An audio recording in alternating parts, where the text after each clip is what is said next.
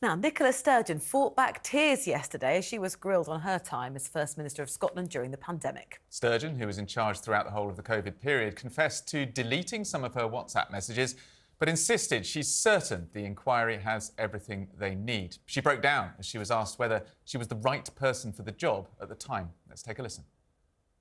I wish with every fibre of my being that the decisions my government have been able to take could have reduced the number of people in Scotland today who did lose someone to COVID. And I am deeply sorry to each and every bereaved person and each and every person who suffered in other ways.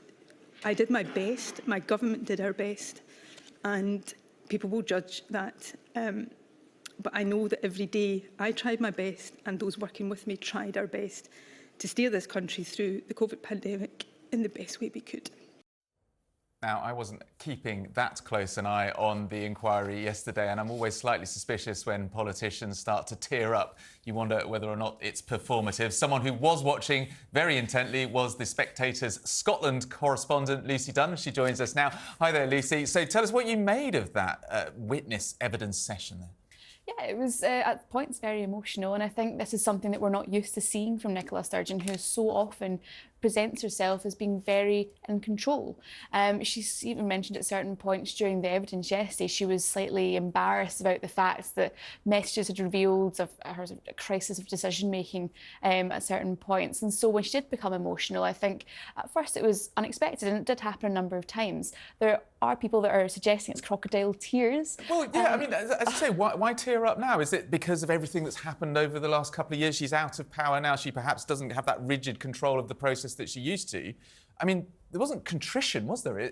There weren't tears of that kind of nature. It's difficult. I don't think that she was faking it, but I think obviously when you do look back to the pandemic, and something that Sturgeon has brought up time and time again, particularly when she was resigning as well, she talks about the immense toll it took on her. And I think no matter what you think about the Scottish Government and their handling of the pandemic, no matter what you think of Nicola Sturgeon, certainly they were under immense pressure and were working consistently day and night throughout that time. She said yesterday, didn't she, that when the pandemic started, she thought, oh my gosh, kind of, am I going to be the person that has to do this? Maybe I don't want to. Mm-hmm.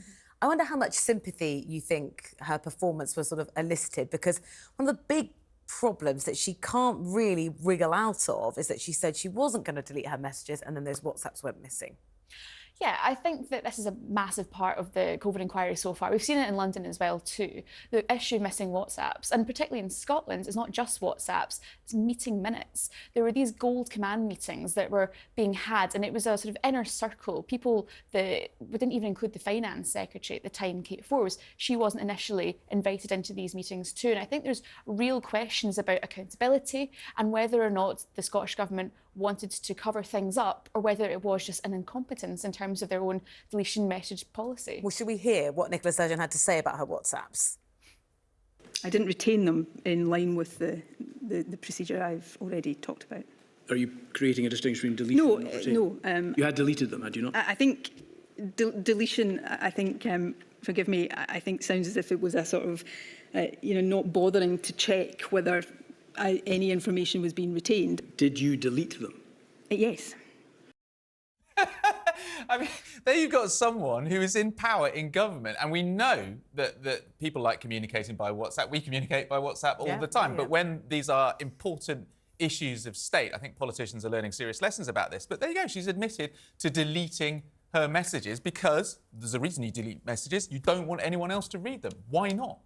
Well, I mean, if you look at the clip there, it's very lawyerly language that she's kind of using. She's making the distinction, or she wanted to make the distinction, between message deletion and not retaining messages. I mean, essentially it is the same thing. Semantic. Yeah, and this is the thing that we've seen throughout, that Sturgeon has always chosen her words carefully. I think the difficulty here is, if the Scottish Government were wanting to delete messages because they were simply embarrassed about the content of them, that's one thing. And we can see the content of them is a little bit embarrassing with some of the choice language that's been used and some of the sort of talking about colleagues that they probably wouldn't want their colleagues to be seeing. But it does also suggest that there may be a sort of slightly darker meaning to this, that perhaps decisions that were made based on not very much evidence, and as a result, and we won't know, and therefore it's down to speculation because the evidence isn't there. Absolutely, and this is the thing, and I think that that everything everything that the Scottish Government is trying to say about openness and transparency, they've always said that is what they want to operate on. Unfortunately, they just don't have the messages to back that up just now. We have to leave it there, Lucy. Thank you so much.